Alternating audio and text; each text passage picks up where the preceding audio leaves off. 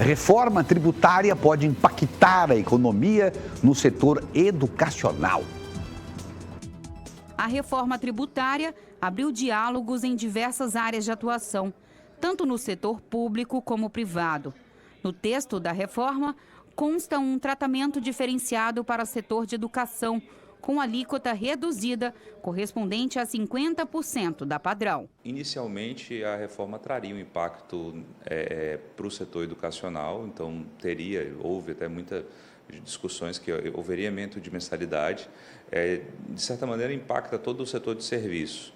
Mas esse primeiro texto que foi aprovado na Câmara, ele traz uma nulidade para o setor educacional. Não só para o setor educacional, mas alguns setores, como o setor de saúde também, tem uma previsão, né, nesse primeiro texto de uma diminuição do tributo para essas áreas. O que, de certa maneira, é muito coerente, porque tanto o ensino, né, a educação, quanto a saúde são direitos da população brasileira. A reforma também estabelece uma lista de setores que terão uma redução na alíquota, com impostos unificados. Neste caso, a redução é de 60%. E há também uma possível lista com redução de imposto 100%, ou seja, imposto zerado. E a gente sabe que quando os assuntos entram no Congresso, a gente só sabe como entra, mas ninguém sabe como sai. Então, é uma reforma, que é uma emenda à Constituição, que passa, né, por uma votação na Câmara, outra para o Senado, volta para a Câmara, então é de fato mais complexo.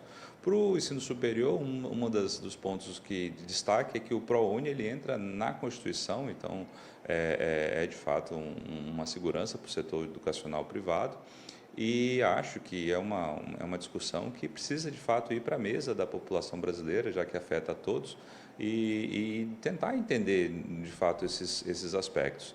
As principais alterações serão implementadas a partir de 2026, como a unificação de 5 impostos federais em apenas 2. No setor da educação, a redução nas alíquotas de 2 novos impostos unificados. O CBS, Contribuição sobre Bens e Serviços, que vai reunir impostos federais.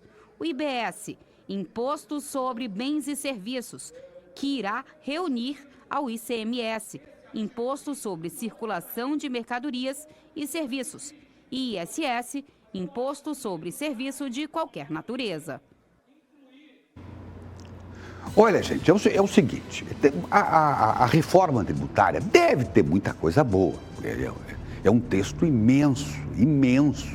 Os deputados tiveram menos de uma semana para se debruçar sobre ele e poder entender exatamente tudo que ali dizia. Isso foram palavras do próprio deputado Fernando Máximo, que aqui esteve no sábado no programa Papo de Redação. Mas, enfim, eu não sou daqueles que só vejo e só veem o copo meio cheio, ou melhor, meio vazio. Eu também gosto de ver o copo meio cheio. Então, imagino que deva ter muita coisa boa também na reforma tributária. Eu quero dar esse voto de confiança. Evidentemente que se teve até menos de uma semana para debater isso lá na Câmara dos Deputados, não vai ser eu que vou fazer uma análise completa aqui da reforma tributária. Agora vai se ter esse texto lá no Senado para ser debatido e espero que os senadores se debrucem sobre ele, item por item, e vejam o que é bom e o que não é bom para o povo brasileiro.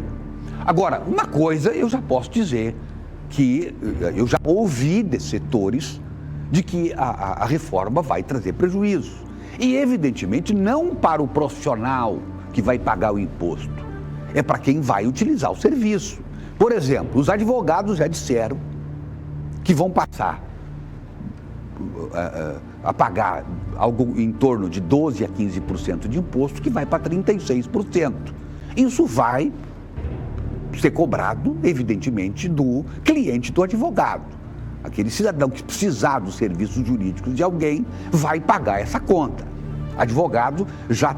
Os advogados já estão se posicionando. Então, não há dúvida, não é eu que fui lá e li e entendi errado. Ou entendi certo, ou entendi mais ou menos. Eles já estão se posicionando.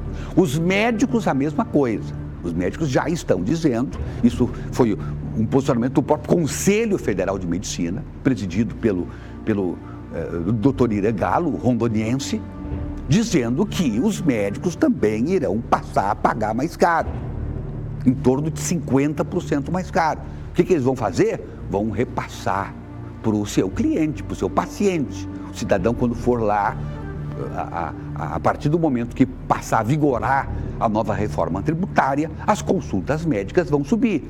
O doutor Fernando Máximo chegou a dizer que uma consulta, essas chamadas consultas populares, que são feitas nos bairros, né? R$100 a consulta, ela vai para 150, porque o médico não vai assumir sozinho o imposto, ele vai repassar para o cliente, porque é assim que funciona. Já temos também os dentistas falando a mesma coisa. Já temos também agora as faculdades se posicionando, como vocês ouviram aí. Ou seja, a faculdade, que é uma fortuna, quer dizer, uma faculdade de medicina, se paga o quê? 12 mil por mês. Vai para quanto? Com esses percentuais que vão subir. E por aí vai. Um curso de direito custa quanto todo mês? Vai subir. Aquele que não conseguir entrar numa escola federal, no funil da escola federal, para pagar um curso superior numa escola privada, vai ter que pagar aquilo que já era caro, pagar ainda mais caro. É uma pena. Agora, o Congresso Nacional é responsável por isso.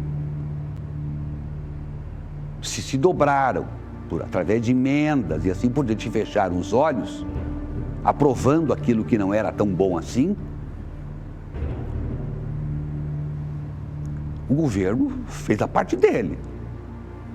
O Congresso é que, de novo, deixou o povo brasileiro na mão. Agora, as coisas boas, vamos enaltecer, vamos exaltar. Eu queria saber tudo que tem de bom para a gente poder também valorizar essas coisas boas. Tem a cesta básica, que já foi anunciado, que vai ter alíquota zero. Os produtos, isso vem depois através de lei complementar. Diz o deputado Fernando Máximo, que está gravado aqui, que isso foi uma negociação da oposição, de deputados de oposição, porque não era isso, segundo ele, a alíquota era normal, e aí conseguiram fazer com que pelo menos a cesta básica tivesse uma alíquota zero. Foi numa negociação dos partidos de oposição para que o governo, então, tivesse a aprovação da reforma tributária. Muito bem, isso está gravado, foi dito pelo deputado Fernando Máximo, eu só estou repetindo o que ele disse aqui.